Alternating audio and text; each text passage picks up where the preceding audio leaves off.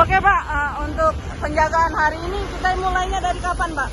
Kalau penjagaan kita mulai dari tanggal 6 sampai tanggal 17. Penjagaan ini akan dilakukan selama 24 jam ya Pak dalam satu hari? Selama 24 jam. Oke, untuk kendaraan yang diputar balik sendiri sudah ada berapa banyak Pak?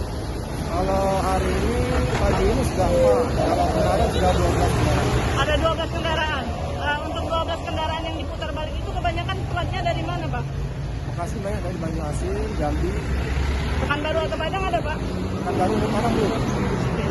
Himbauannya Pak sedikit untuk masyarakat. Ya, untuk masyarakat kita sarankan jangan dulu mudik, tetap di rumah saja. Kalaupun mau silaturahmi cukup menggunakan hal itu terlebih dahulu.